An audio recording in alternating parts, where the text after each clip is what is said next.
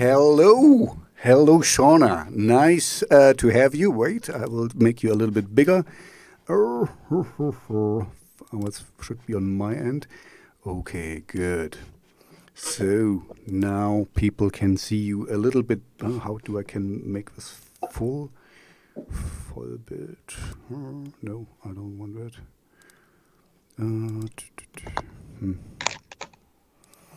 Okay, I get you only this big for some reason. Anyway, people can see you. Anyway, sorry, I was trying technical stuff here. So nice to join. But from you to join us. Me, yes, sorry. I got a little bit.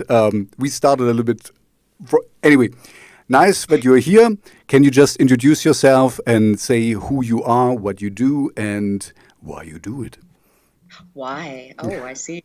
I'm Shauna Sublet. I record under Forrest and the Hunt. Also play in a rock band called Scissor. Let's see. What do I do? Well, I do a couple of different things. Of course, I got a day job. It's not very exciting, but what is it? If you want to tell, if you don't want to tell, you don't need to. It's a business systems manager for a construction company. So I work kind of in project management for the IT department. So that's fun stuff. But it sounds really, really exciting. Really exciting stuff. So, to counteract that, I'm kind of an audio engineer for the last maybe, 10, 15 years, maybe longer.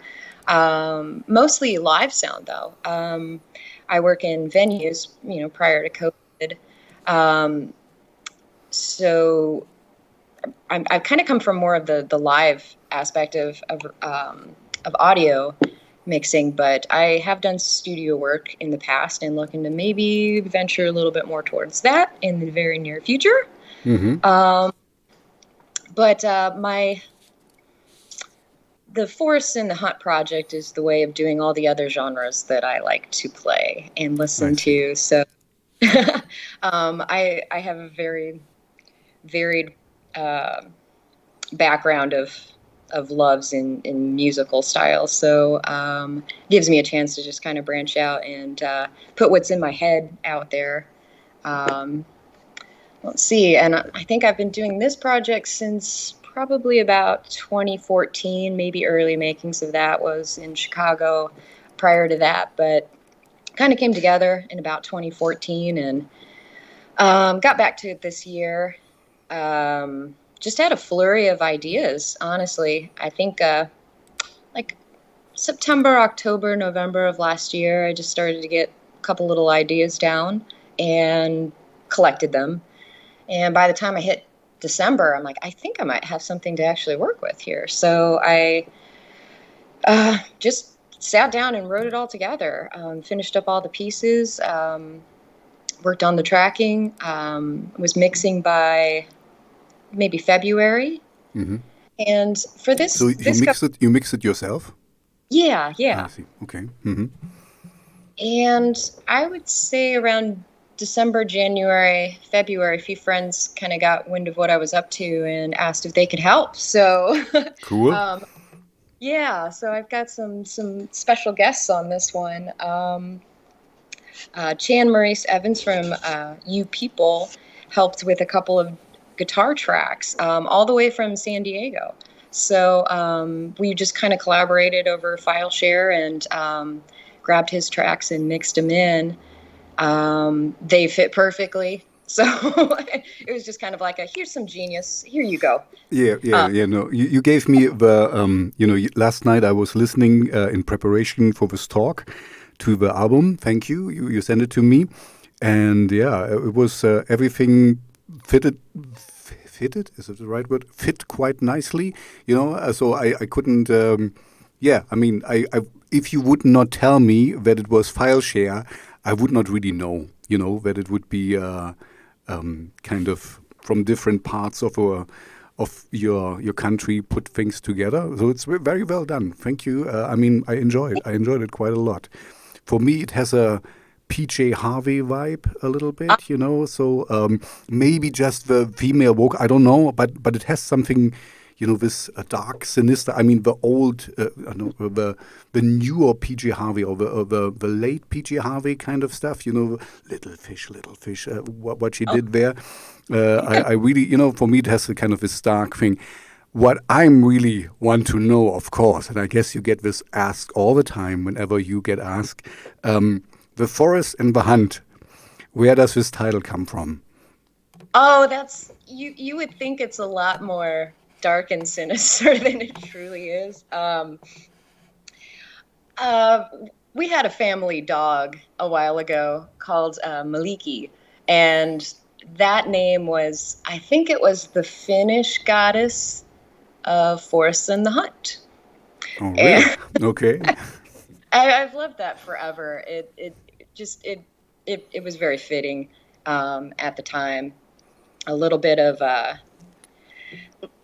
intrigue in the name, you know, what exactly that can portray. There's, you know, so many images of, you know, what the hunt is, and I think it takes a little bit of like this nice flowery, foresty kind of maybe nice, dark but beautiful thing, and then something aggressive and driving, and melds them together. It's a little hard to look up on the internet but, to get that right. But what I like is a kind of it leaves. I mean, like you said, the forest and the hunt, and two different kind of pictures you have in your mind, and it also leaves it open that it really is. You know, people have to listen to it because it can be everything. You know, I didn't really know what to expect as I read the name of your. It's a solo project basically. It's you solo and with just guest musicians. I see. And who's doing your artwork, the graphic design? That would be my partner in crime, Jason Sublet. He's a synth artist as well, and also does a lot of graphic design and artwork just kind of on the side, unofficially, just for a love and a passion. And we worked together on that concept. I had kind of a general idea. He put it together digitally. I did some sketching over that and kind of a little bit of the rough outline. So that was truly collaborative as well, though I give him 95% of that effort. I see. Okay, so it sounds to me like so you play in a normal, whatever it is. You know, I haven't checked it out. I have to admit the rock band Scissors. So are you the singer or what you play there? Oh, I play guitar and keys. Our singer is Melissa Powers, and she's just incredible. Extremely talented, gorgeous voice. But we take it into a dark rock area, so there's a little bit of a witchy vibe there. But the tone is pretty nicely indie rock with just kind of a darker theme to it. Sounds like my kind of stuff. I'm going to check it out. That's for sure. Definitely do. And the drummer for Sister actually played. He's Mark Easley. He played drums on a few of the tracks for this album as well. So, and that was also a collaborative experience. I think he recorded those at his place, sent me the individual files, so I had to mix them here and then meld them in with the rest of the audio events to make that kind of sound like it was all in the same room and at the same time live. You did a very good job. You know, it was really like if I would. I mean, you know, I'm surprised a lot what you can. I mean, you know, I get a lot of music as a radio DJ, and so and sometimes people write, okay, I mixed this in my bedroom, and most of the time I'm like, you know, but sometimes, you know, if I wouldn't know, it's really wow, it's really well done. So, I mean, you can do a lot. And here, I clearly didn't know. I could hear that I wasn't sure because some of the electronic drums you can use today are very good. But I was like, it sounds a little bit too real, you know. But who am I to, you know, sometimes I feel like I'm the wrong guy to judge music because this is kind of what I do. Where we met on Submit Hub. So because sometimes I just don't know too much about the music. But anyway, for me, the only thing that counts, I like it, and then I play it. So it's for me, it's an easy job. And I really liked your music. It has the dark sinister. Anyway, but you said in your band, this is still an outlet for you, the Forest and the Hunt, right? So, Yeah. but these are also darker songs for me. So we have no place in your other band, in the rock band, or why did you? I mean, I'm with you. Do whatever you want to do, but where's the line? Why is this the Forest and the Hunt and not Scissors? Oh, great question. Well, I think I was working on some things that kind of started a little bit more on the synthwave path, with maybe like a Survive or some other sort of vibe going on with it. Kind of had that driving synth going on to it. It ended up developing into something a little more hybrid, but at first I was thinking kind of straight electronics on that. And although I love real drums, I also like to play around with the synthy drums. It kind of fits that genre quite a bit, and wanted to get better at that. So did a lot of practice with that, to try and work on those tones and the arrangements a little bit better than maybe my previous passes with that. So it was a little bit of just a home project, to get some of the ideas out there. And let's see, at the time we were working to record, so we were kind of tightening up what we had. I don't know if we were really working on too many new ideas at that time. I throw some things over there, and every once in a while, if I think it might fit, but sometimes it usually goes in a different vein. But that's a great question. Where to decide that? I think it's because as I put all these little pieces together, I started to see connections of where I could kind of make it its own coherent thing. So I started to just kind of dive down that path of maybe putting those all together. I think I ended up with like maybe 15 or so tracks before I decided on what was going to be final. So, we don't particularly use like the true like sound design type of synthy tones in the band. Maybe we should do that more often. A lot of organ type sounds, like a Hammond sound or an electric More like piano. classic rock kind of stuff, basically. Yeah, a little bit of that, a little bit. Maybe like what a Black Mountain would do with keys, Sometimes they do the synthy tones, but I could never really find one that really quite fit the band. Was afraid it was just a little too off tone from the rest of the instruments. So I haven't gone down that classic, 80s synth sound with them. A little bit more, we'll use like some Mellotron samples and Hammond quite a bit. But that's a very great question.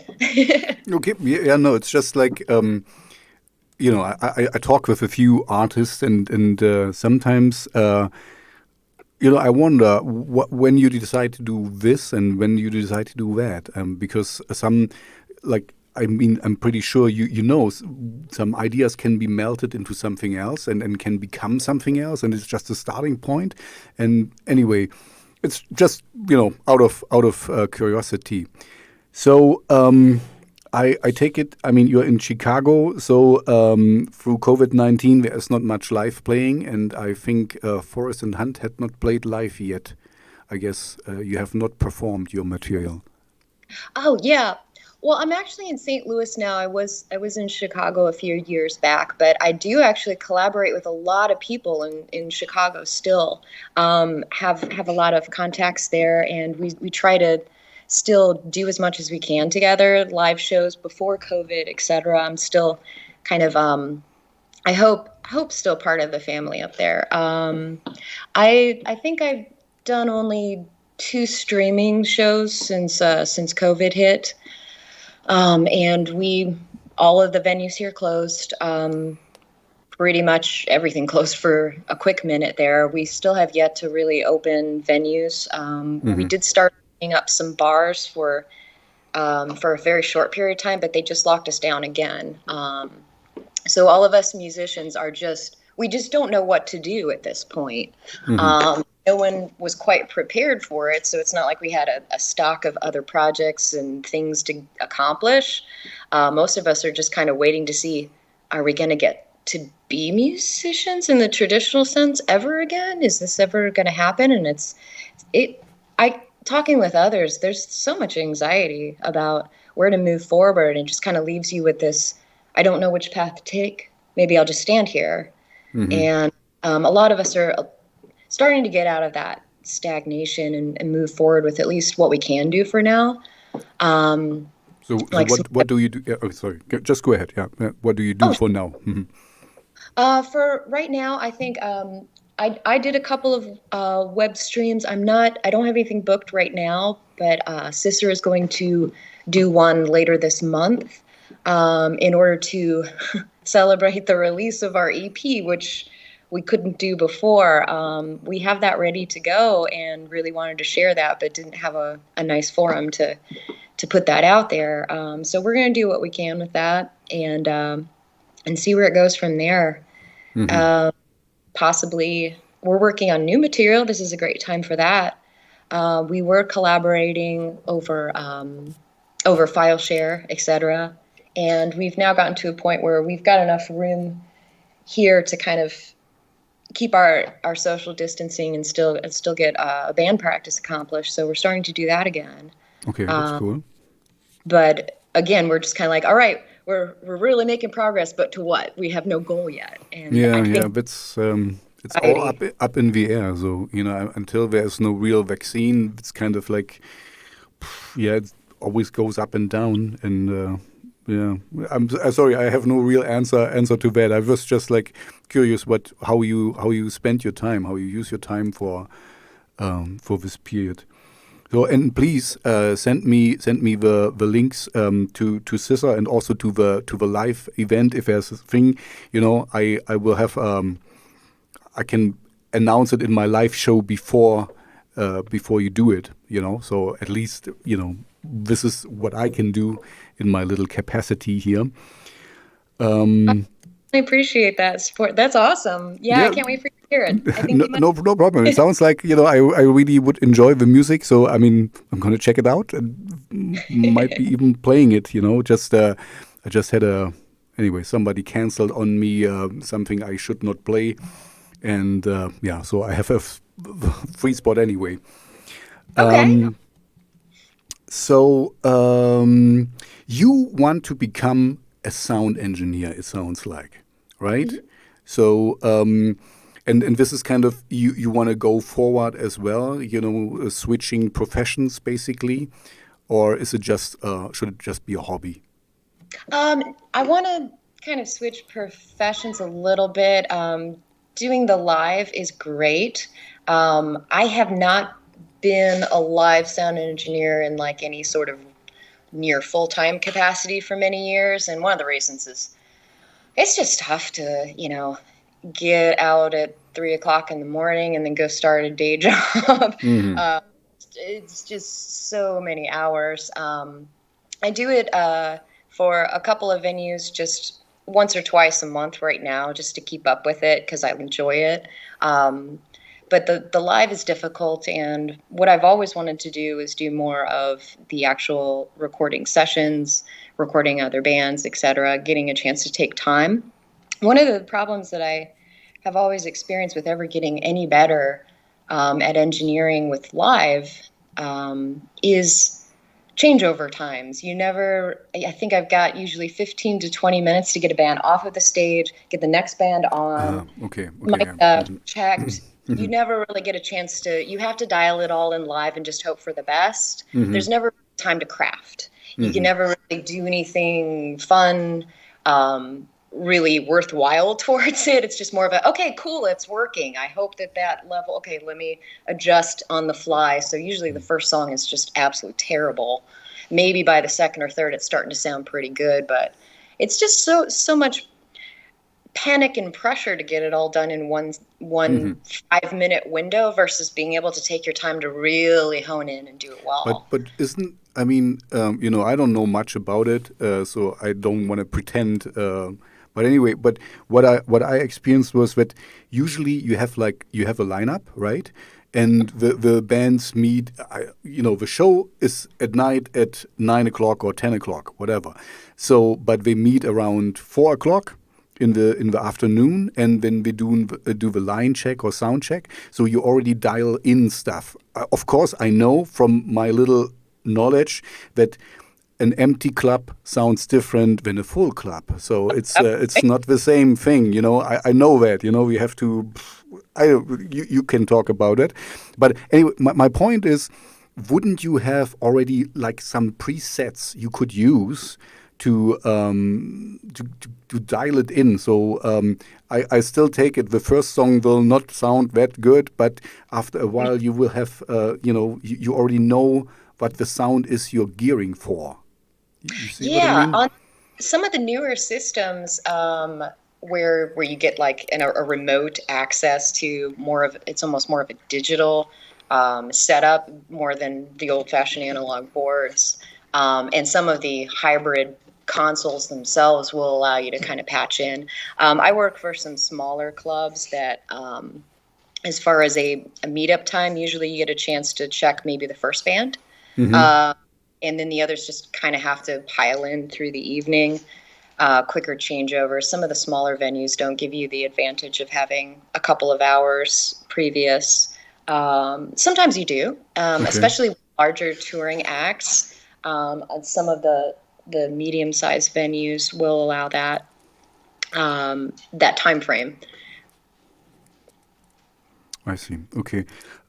So, do you have some interesting stories about what happened when you were sound mixing, or what was the greatest band you sound mixed so far, or any stories from the road, basically? Oh, I goodness, I want to say it was, I think it was Lightning Bolt that a club I used to work at a long time ago here in St. Louis called the Creepy Crawl. Oh, sorry, my Oh, dog's. who's that? This is my dog, Monolith. Monolith. Monolith, like Lift, monolith. like I heard monolith. Okay, I was like, okay, monolith. Okay, got it. Monolith. Yes, Hmm. she wants to Monolith. have a conversation. Hmm. Yeah. Um, we uh, we had. I can't remember what it was. This must have been 10 years ago, more. We had something going on with either an overrun of time or technical difficulty or something like that. Um, and rather than wait around, they just set up on the floor, right in front of the other band, and that was pretty cool.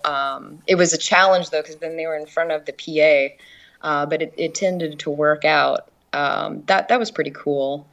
Um, let's see.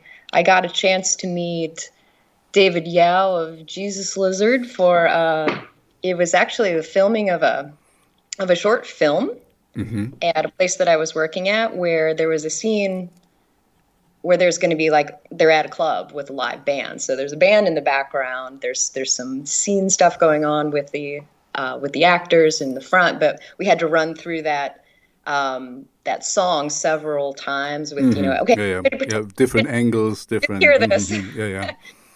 So that was pretty cool. And I think that was with Peg Boy, I think is who he was playing with at that time. That was pretty cool. Yeah, overall, it's usually pretty nice. I I guess I would like to tell everyone that sound engineer is always on your side. Hmm. They want you to sound good, so never be afraid of them. I know that maybe there's a bad rap from, like, people who've been a million years old and crotchety and really just want to go home and don't want to do it. But for the most part, those engineers really want you to sound good. It's all about helping out. So there's never any reason to not ask for anything that you want. Yeah, I can imagine, because why would you? I mean, you're there to make it sound good. So I mean, you have, I mean, only maybe if you would play with your own band or your own project and you want the others to be, if you're in the battle of the bands or whatever, to lose or so, and then you would maybe have an incentive to make them sound bad. But otherwise, I mean, you are happy, the band is happy, and the customers are happy. The people in the crowd are happy. So I know they have a bad rap, and I was just thinking there's a joke like this, I don't know if I can translate it right. The mixing board is not how you say not, oh man, I don't know, I don't get it's not a clearing facility for fecal matter. If you put in beep, when you get out beep. That's I cannot really translate it well, but yeah, this was a nice sticker I saw on one of the mixing boards, and I found it very funny because if you get bad stuff, you can make it sound good, but if it's bad, then you're not auto-tuning things and stuff. Yes. So yeah, you're not a magician. So.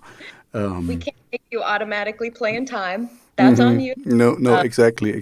So you can only deal with what you got and make the best out of it. Make a good sound mix and stuff. But yeah, this is already quite well. I was, you just said you were in a video. Are there any videos from Forest and the Hunt? I didn't check. I have to admit. I've got one I'm gonna release on Friday, just something I made around the house. Perfect, because this Friday is my show, and I'm gonna play a song of yours anyway, so I can say it. So great. What time will it drop? Like the professionals say, you drop it. Drop it. Let's see. I don't know. I guess I'll okay, good. Over. But yeah, that's ready to go. It was just something I wanted to put out there. I had actually had some of these visual ideas. I want to say like last spring. It was quite some time ago. Like, I really would love to do something with this. Is it going to be a photograph or whatnot? So I just kind of took all the bundled up ideas I'd had over the last year and tried to put them together, and then put in some of the live playing with that as well. I just like to do that. That's what I would call like a real passion hobby. I never get paid for anything like that at all, but I love to do it. Okay, you're making me very curious, because it will be so it's not live action, it's pictures. So what are we expecting here? Oh, there's some kind of stillish scenes and some live playing as well. Obviously, I had to play along with the track because that was already recorded quite some time ago. But I don't know, just some fun stuff. It kind of looks like how I normally do my shows with projection in the background, etc. So that would be kind of what you would expect if you would see a live show. Mm-hmm. And then just some still images. And if you like dark, you might like this. Mm-hmm. Okay, cool. I like to experiment with like chroma key and green screen effects, because I try to do a little bit of stop motion on the side. I haven't been working on that recently, but that is something that I do enjoy doing, and I don't know, I just like to experiment with it and have fun, just for fun. Okay, no, I mean, whatever floats your boat. I mean, it's something creative as well. I'm not good at that. yeah, I'm not a professional, but I act sometimes. If people ask me, I did some theater and stuff. So, but yeah, I'm just an actor. I have no vision for anything to put on somewhere. If I will make a video, I will just need someone who has a vision and do something, because it's also I really admire the art. I really love it, but it's something that, yeah, it's very special. It's something different. Anyway, I was thinking, what because I said it in the beginning. For me, you sound a little bit like PJ Harvey. I hope this is not just Oh, that's such you, a you know compliment. the female vocals, but I think it's not, because you have this darkness and kind of this also, don't get it wrong, this creepy weirdness kind of thing. It's not too usual what you do. That's Oh, what I like. It's kind of fringy. It's not. Yeah, it's not how in German we would say it's taken from the rack. But everybody does. But what kind of drove you to make this music? What's your influences? I mean, what are you influenced by? let's see. Oh, are you still there? I'm still Oh, here. I can hear you. I'm here. had something pop up on the phone Okay. as I Yeah. wasn't sure if that. Don't So, message with your other guys. oh, Give me the time now. This would be nice. it just was just something wait. There's Tinder. There's actually. Tinder coming. Somebody. I need to swipe. Please postpone it for a little while. I'll try to maintain Just a few composure. minutes, okay? If you can, please. Um, oh, actually, PG Harvey. It's funny that you bring that up because we've recently been talking about, because I think she just released like the 4-track demos the other day, and talking with some friends all about it. But no, I think that the influence from this comes from, oh goodness, maybe it's the best to say, like, as I'm working on just a tiny little bit, I'll make like a placeholder title that's a mashup of something. Like, this is Depeche Mode meets, I don't know, a little bit of early Ministry, and then um, Oh yeah, early ministry. something a little Hmm. newer, like goodness, Black Angels or something like that. Like a weird mashup of something kind of like garagey, indie, older stuff, and maybe a little Peter Gabriel just for some fun. It helps me remember what that vibe was. Just odd mashups of kind of some older classic stuff, newer things, especially from the synthwave era, and maybe even some slightly dancier, sexier stuff like a Chromatics or something like that can kind of get me started. But then I just end up going dark with it. It's never something that you're gonna want to dance to like this.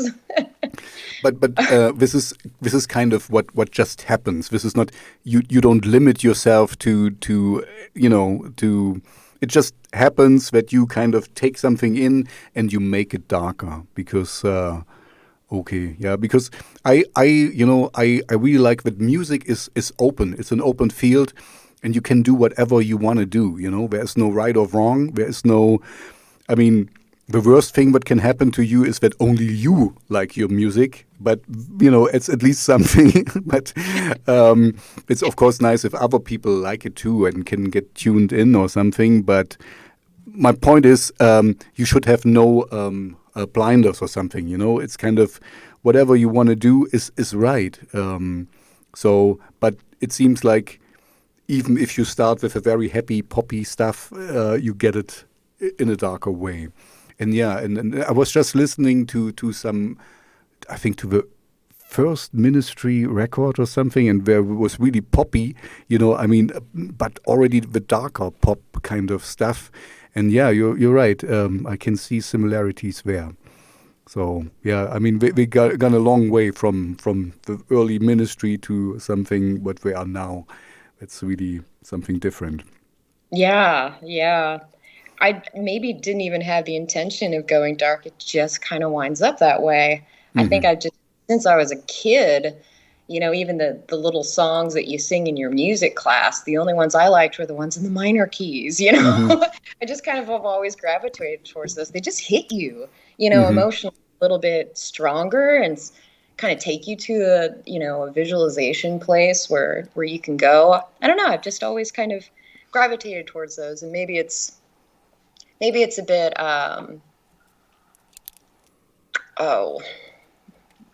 cathartic, I guess, to like if I'm in a really terrible mood, listen to some sad music, and all of a sudden I become happier. It's like a cathartic.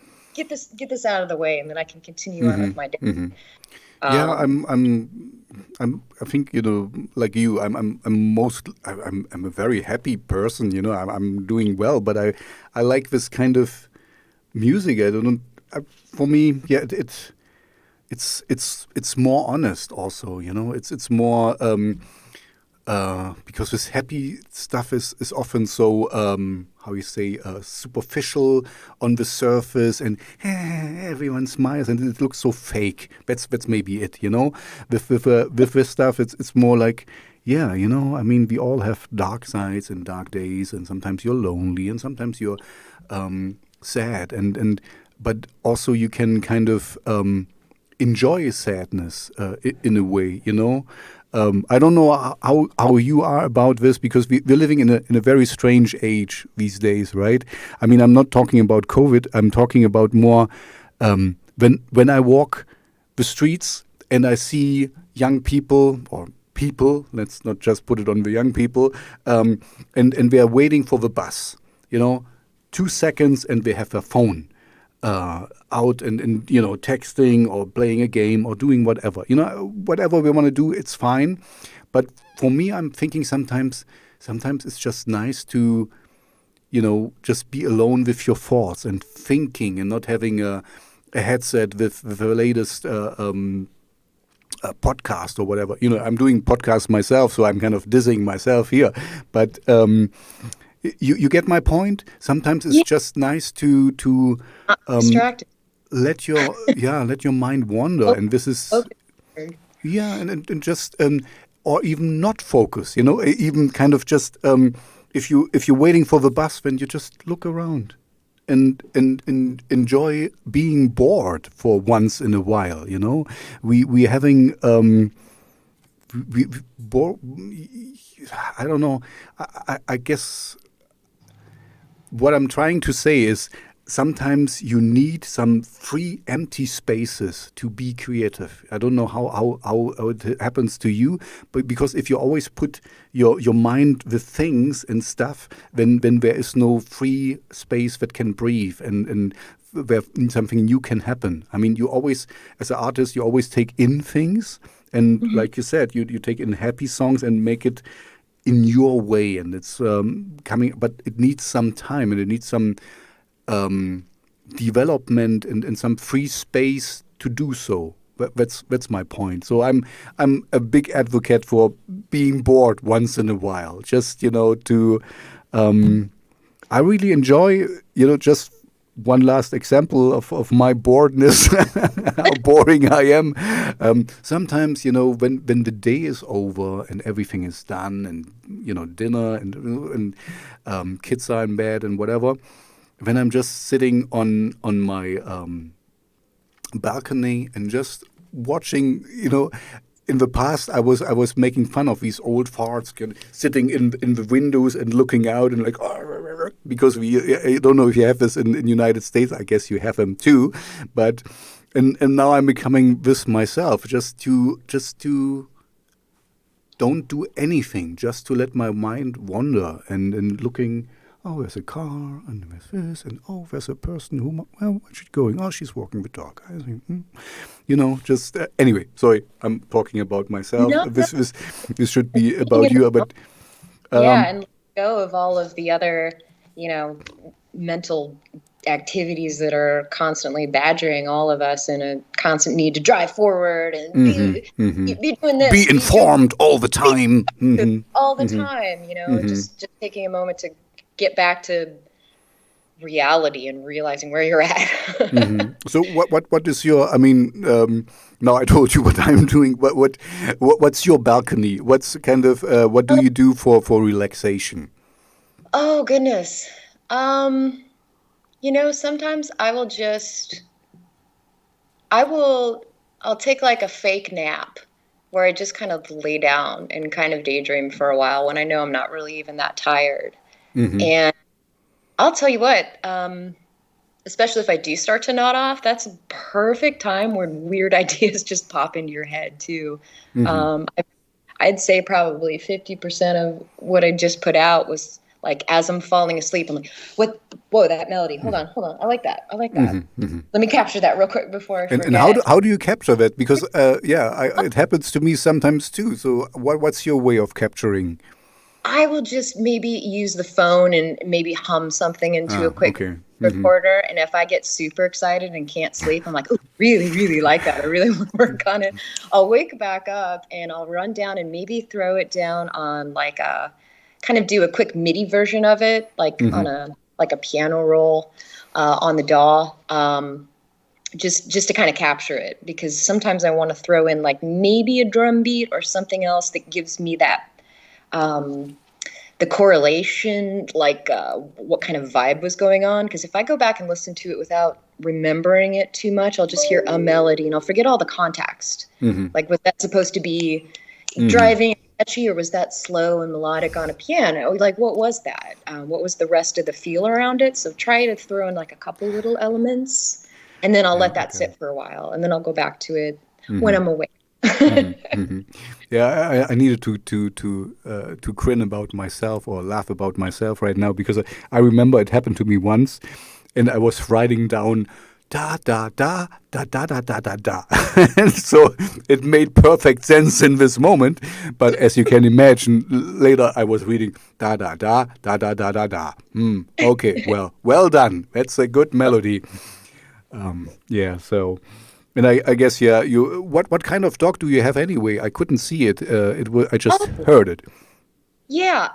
So I have made the transition over to Reaper, Hmm. actually. But previously I was using Adobe Audition, just because I had for so long, and had little bits and pieces of everything, and just knew it and had it all set up the way I wanted it. But after this last project, I was just frustrated with the crashing, Hmm. too much going on where it's trying to process too much. It was just becoming a frustration nightmare. But I highly recommend Reaper Oh to yeah, I any. use it. I use it myself. I really like Yeah, Reaper. It I love never it. crashed on me really. I mean, my computer crashed once, but not Reaper. Yeah, I honestly I think I use only 10% of what it can do. It can do Amazing. so much, and this for $60, right? I mean, I got the full version, and it's a bargain. It's really. I mean, it does whatever you want to do, and it doesn't fail. I really like it. Yeah, So actually. intuitive. It's like someone who knew everything I was frustrated about just wrote, "How about if I click and do this? It does exactly what I want." Hmm. It Hmm. absolutely does that. So yeah, that was recommended from Mark, my bandmate, and we've all kind of adopted that as our communication piece. But I Hmm. was super excited to start on like the next batch of things using that instead. It has been it's life changing. It's so much quicker, Hmm. so much easier to use and to keep organized as well. So yeah. Actually, something very funny happened because maybe my German accent. I was asking after for your dog, what kind of dog Oh, you have, but it's good. I mean, it's good to know dog. what kind of dog you have. It's also fine. Maybe I should not. I should speak more with a. No, yeah, I cannot do really Arnold because yeah, I Emma. don't hear him. But no problem. It was just funny. I mean, it's good to know what door you use, and it's a good one. I highly recommend it as well. But yeah, I need to Well, brush up on my English. You no, need to that might. understand me better. My dog is very old now. She is a mutt. I think probably Corgi and Skipperkey. Okay, okay, good. Don't Yeah. know.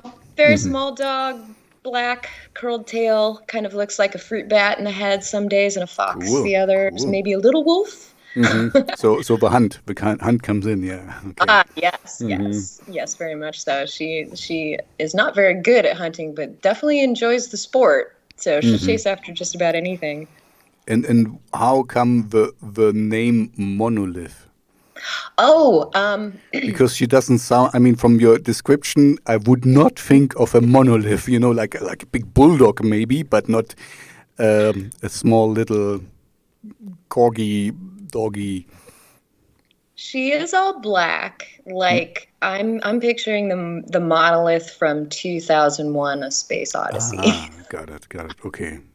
Yeah, so I kind of feel like even though she doesn't have the stature of a large object, she definitely has the uh, forcefulness of it, that The commanding, the and I feel like the yeah, gracefulness as well. I got it. I got it. yeah, Okay.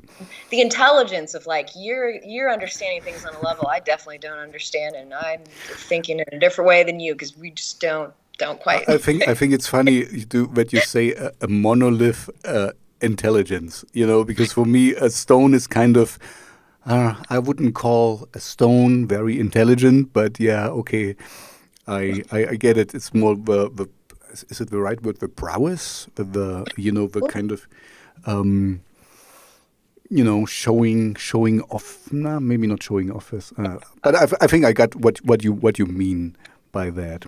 She's commanding. Yeah, she commands the room. I Yes. guess like you, when you enter the room, you're commanding it because you're the Audi and you know.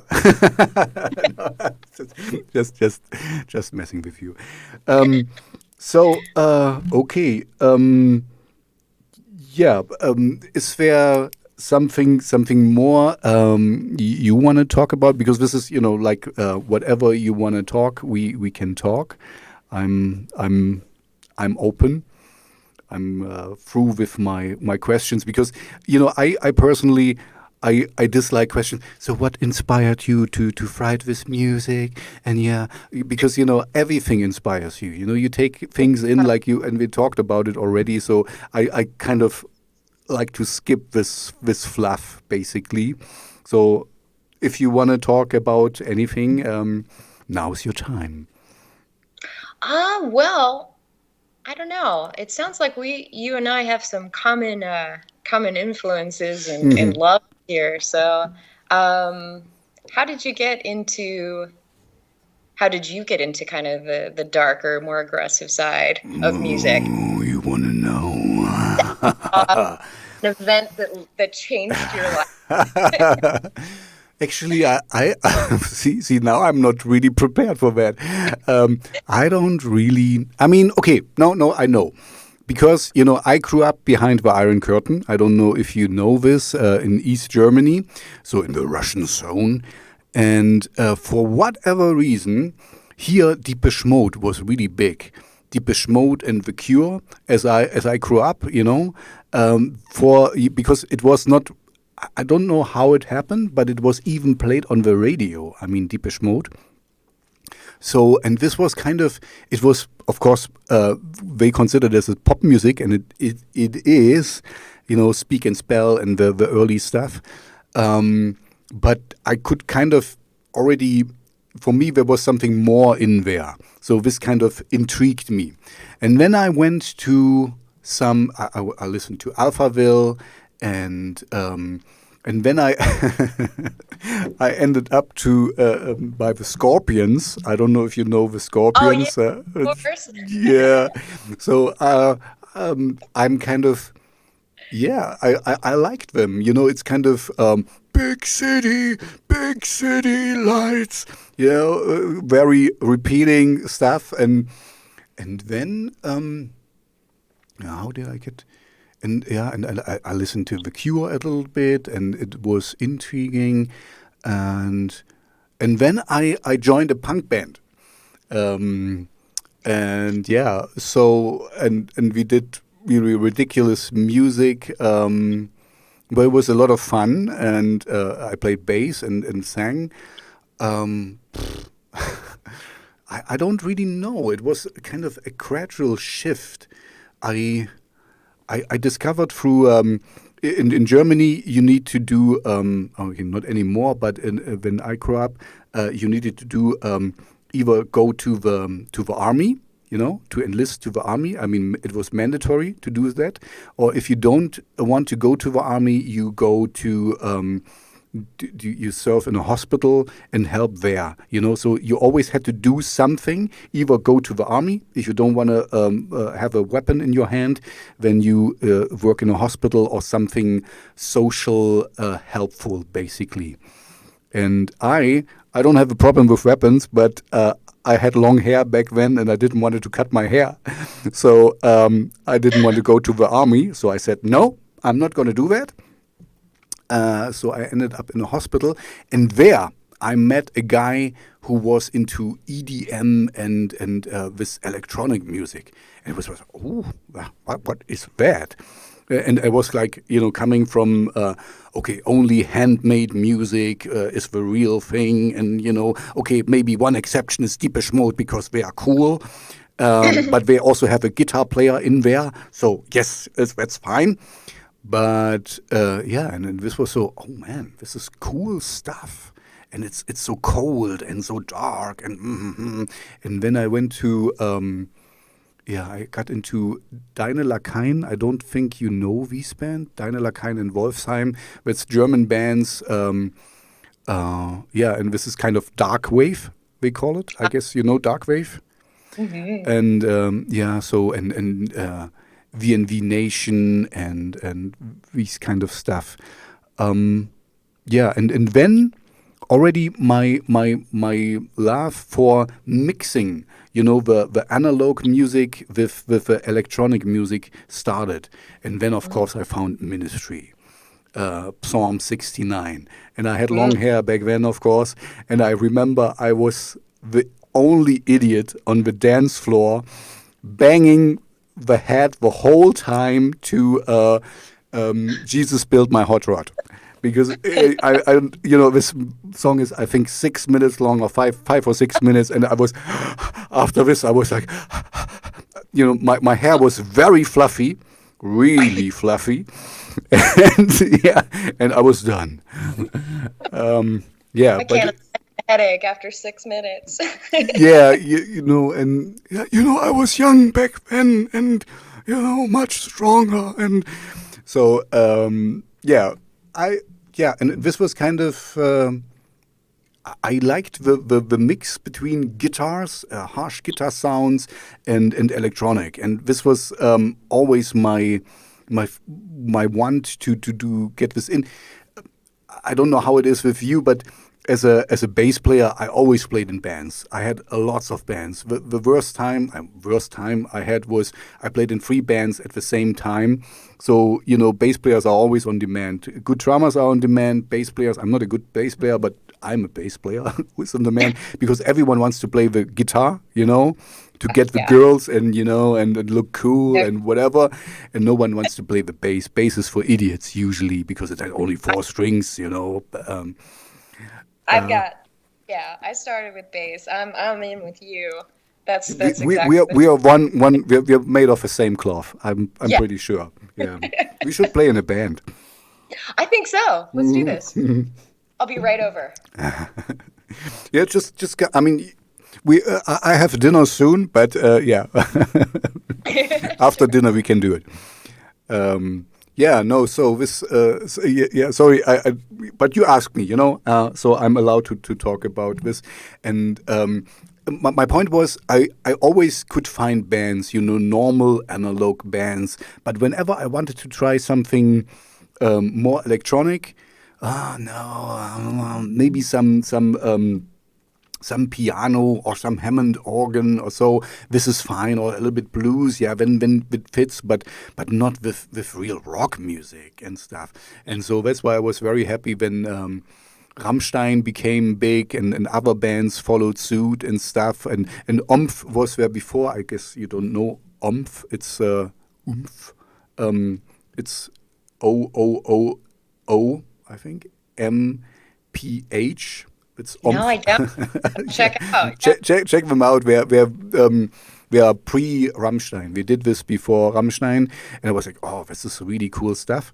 Yeah, and when I couldn't find any people who wanted to join me in my persuasion of electronic fused with metal or electric guitars, so I started my solo project, and now my solo project actually blossomed into a real band. I have now a real band, and that's really cool. I have a guitar guy, and a drummer, and a keyboard player. So Awesome. yeah, no, I'm pretty now. Just COVID is the problem, you know. We could storm the world right now. No, actually we couldn't. Yes. But yeah, no. It's what I can maybe say to the listeners out there. You know, don't hold back on your dreams. If you want to do something, just do it. And I was really bad because I did everything on my own, you know, and I'm not a musical engineer. That's why I asked you a little bit where you came from, where you how you did it and stuff. So I'm amazed of what you alone did, because I know how hard it is to mix yourself, you know, and also mixing yourself is even harder because you're not objective. Stop being a perfectionist of like, oh no, I can still change this. You could go back 6 years and still find something you'd want to change. You have to let your own stuff go. It's way easier to do it when you're further removed. You know, when it's someone else's, you're like, this is sounding good. I would listen to this. You're not as hung up on all the deep emotional, you know. Yeah, you hear every little note in there, and you know, it's really tough to remove yourself. So anyway, yeah, but through this, I found the people I am working with now, and now the whole thing switches a little bit, and it becomes more Rammstein-y, more like Pain or so, you know, and it's fine. And we most likely will end up singing in German, and that's cool too, you know. I can German, that's fine. Yeah, so I can really just tell everyone, because I'm saying this because I heard all the time, oh man, you can play in my band, and you know, just leave this behind, and this is stupid. Who wants to do this music? And you know, if you would be a little bit more accessible or open to just do blues or just do normal hard rock or metal or whatever, then you could play there in this band and that band. And I'm like, oh, but I want to do something different. And yeah, and I stuck with it, and now we're stuck at home, but that's fine for the moment. Actually, COVID is kind of playing into our hands in this way that we're all scattered across Germany. I mean, only the guitar player is living here in the same town as I, and so it's good because we cannot meet that often. So when we meet, we practice the whole weekend, and you know, so it's playing into our hands. So that once COVID is over, we come out swinging, you know.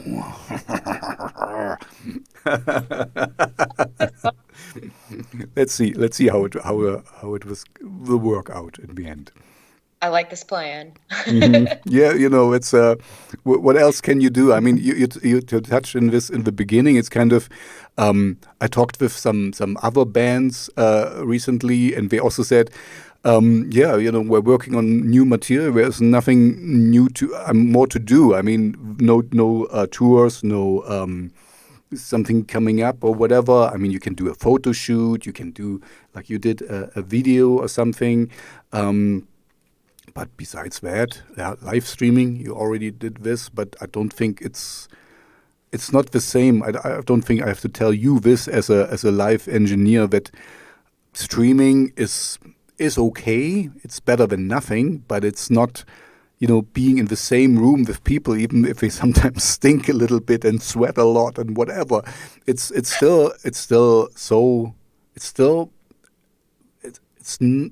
what you need. You know, we're human beings.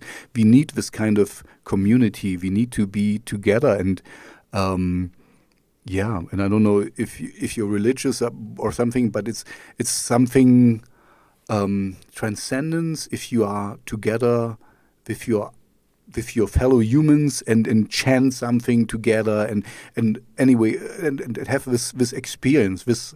I really don't think I'm waiting for virtual reality and all this stuff. This is cool things. I really like that, but real is real, and I don't see any substitution for this in the near future. Yeah, I think we've kind of all proven that to ourselves with everybody was wanting to, I don't know, in a larger sense, socially distance themselves, but, kind of doing an isolation thing, always on the phone or, kind of chattering, but from a kind of a cultural social distance, I guess you would say, like an anonymity. Anonymity. Yes, exactly. To, kind of like I've got this handle and I can say what I want, but don't have any repercussions kind of thing. And then it turns out when we're actually forced to kind of live life that way, all virtual, distant, with some sort of a frame in between where we couldn't quite really have our old connections, people are starting to go a little crazy. We realize that is actually what we need, even those that weren't very social, maybe a little more introverted, or kind of like, I do want to see people every once in a while, though, please. Yep. It's making us more lonely, and I think it's really, really brought it to the forefold of kind of how isolated and lonely we all feel, that we're so desperate for connections right now that people are like waving at others, driving down the street, making little parades with masks on just to say hi to another human being. It's like we're all trapped on our own little desert islands, and it's not about the food. We got the food, that's fine, but what am I going to do for connection? And what makes life worthwhile if you can't connect to anybody? If you're just going to live in your bubble, then why do it? You have to be able to share that connection and learn and learn and teach and have fun and share. No, I'm completely with you. I'm kind of thinking about this.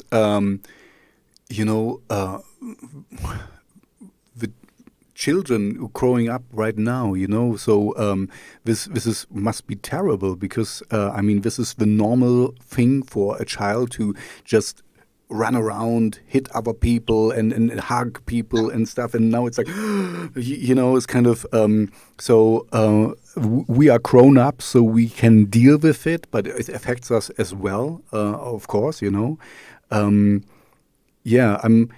My hope, my positive thinking hope is that once we got a cure for COVID, that people will realize how important this all is, and for us musicians, that people also will, now I will go out and support my local scene, and I want to go and see something, even if I don't like this band so much. If we're out and I can go there and I can enjoy this freedom. Sometimes you only know what you lose when you don't have it anymore. Yeah. And this is clearly what happens now. Yeah, I'm really hoping that it will turn everyone around to your point, realize what they're missing. I know it's almost like a struggle, in our particular small little city, to get people to come out, and then all of a sudden, when no one could, they're like, "Well, I need some music. I didn't realize what I'd lost." So they're reaching the web streams and everything, but it's not quite filling the need. And now all kinds of people are just reaching out saying, "When are you going to play?" And we're saying, "As soon as we can." We would love to. You come over. We'll perform just for you.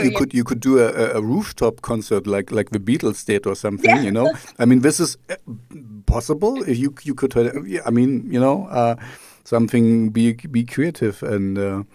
But anyway, yeah, it shows there is value in that, and we are not just, we are not islands. We are kind of we live together, and then it's important to share community.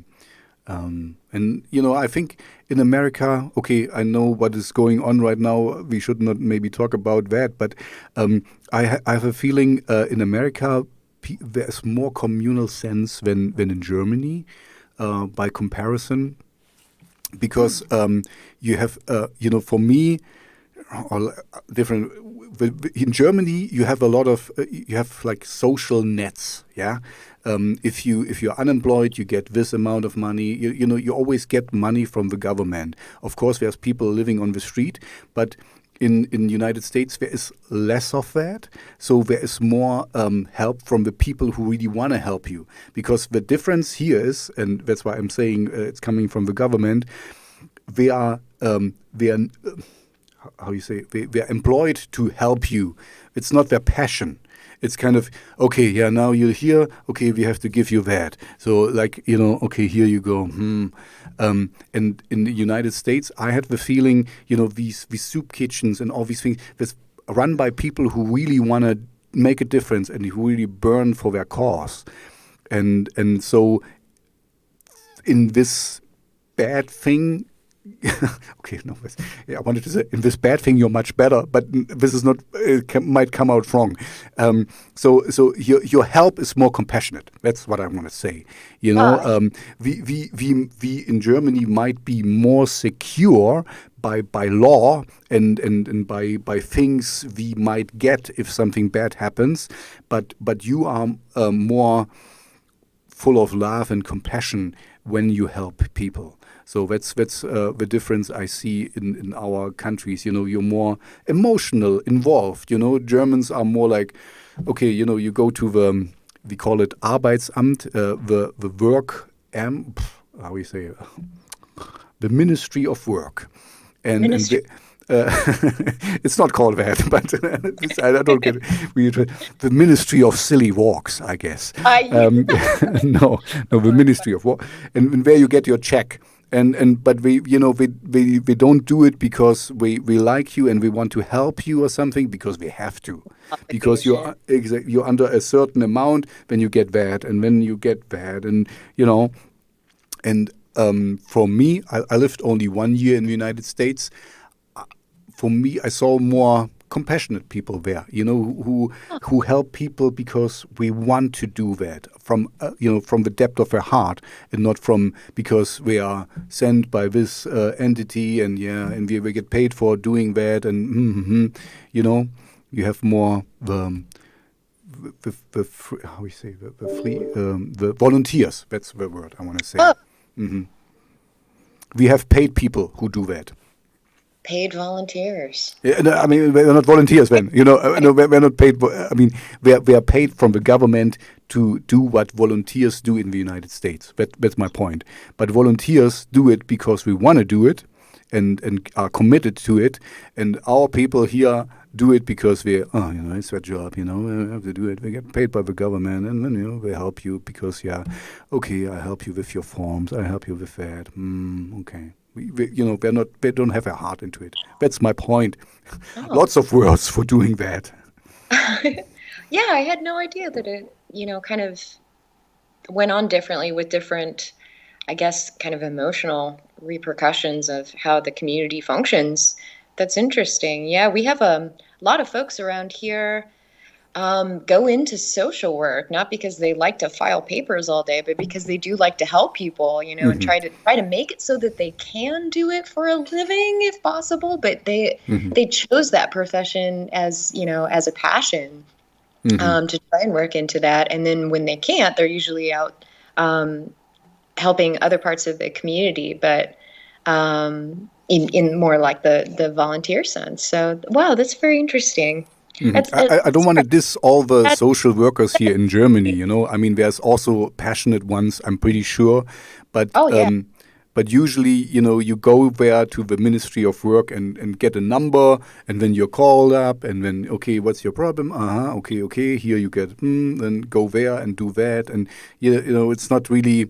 You're just a number, basically. Anyway, that's maybe not the best thing to talk about in this bleak. What can we talk about? What's a little bit more happy? What makes you happy these days? Oh, happy these days. Oh goodness. I still fall back to the same thing. I'm kind of a workaholic. I really do like the process, Mm-hmm. music and editing, especially. I love to get in there and kind of work on that whole process. It's just when I clock off for work or come home, that's kind of the first thing I'm like, all right, what was I doing? Let me Mm-hmm. get back to that. And it actually takes some time to stop and go outside and enjoy some time with the dog in the Mm-hmm. backyard or go for a walk or something. I'm usually more like, what needs to be done next? So Mm-hmm. I have been trying to relax a little bit more where I say, all right, these things are not important. They can wait. They're not timely. Mm-hmm. They can happen when they happen, and trying to take a little extra time to just enjoy, especially now that the weather's going to get fantastic as we're going into fall. Mm-hmm. I'm hoping to kind of put away some of the work fun, the project type fun, and go just have some fun. Mm-hmm. Fun, fun. what, what's, Fun. what's fun, fun? uh, and I would say fun right now. I haven't gotten a chance to, go hiking or camping or just like immersed in nature in a Mm-hmm.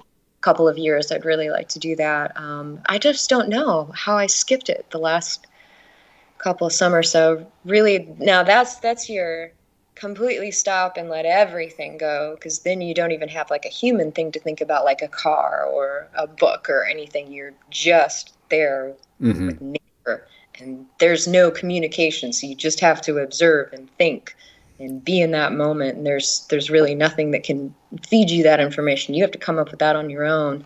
So it's definitely a connection that should occur. I think it should occur to try and get into that world, I guess. I don't know. I don't know. How is the nature around? You're in St. Louis, right? Oh, yes. I don't know how the what is around there.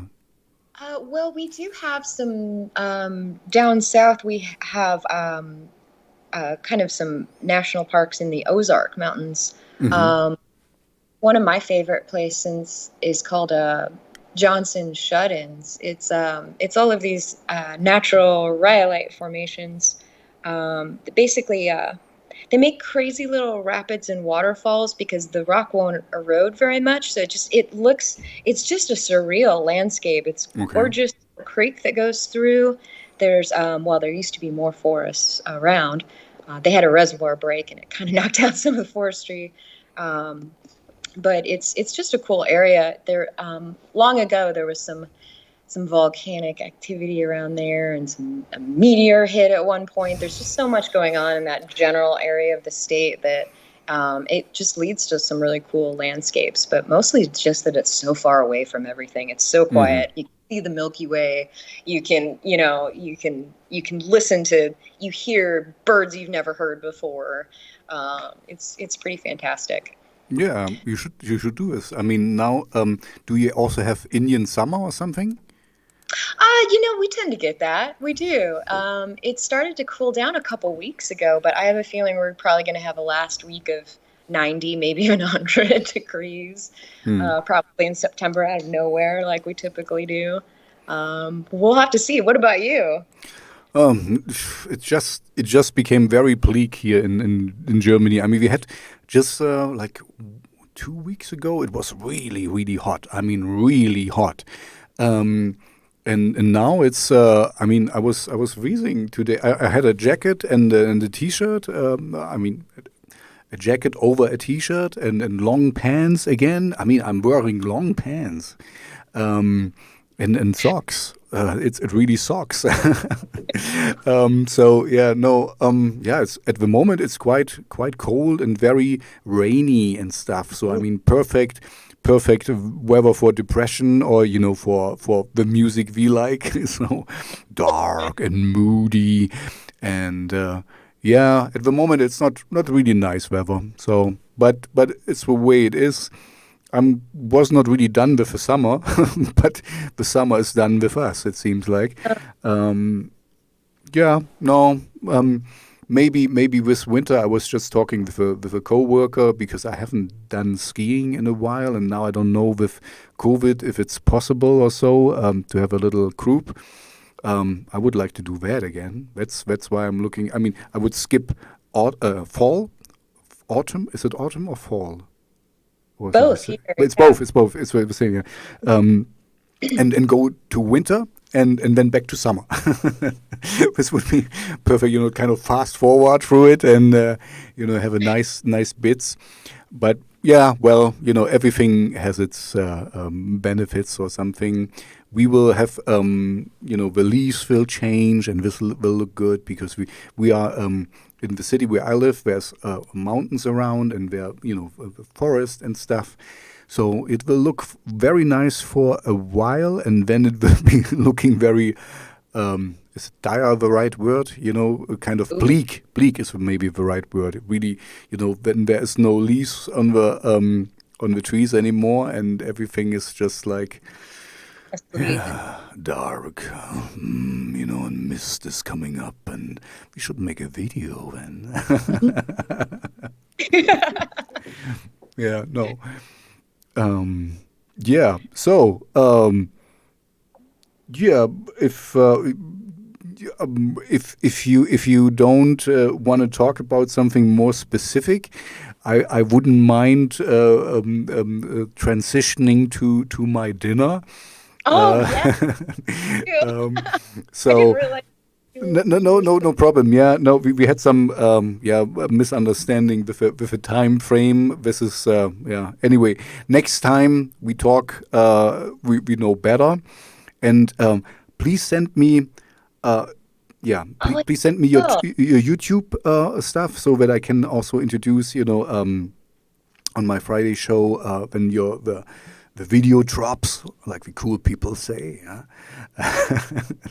And also to Scissor, that I can check them out, and the link to their or maybe just tell me where the live event will start, so I can direct people there.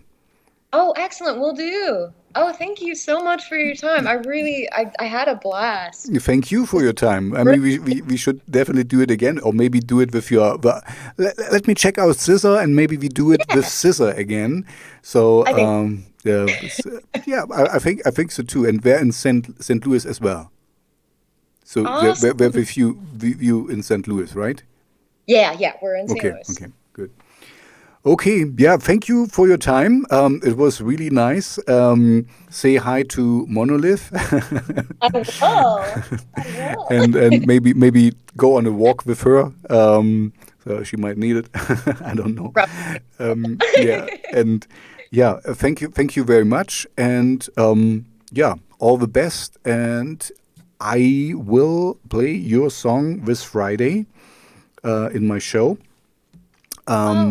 So I already did the blast, but I always do Twitter announcement, but you're not on Twitter, it seems like.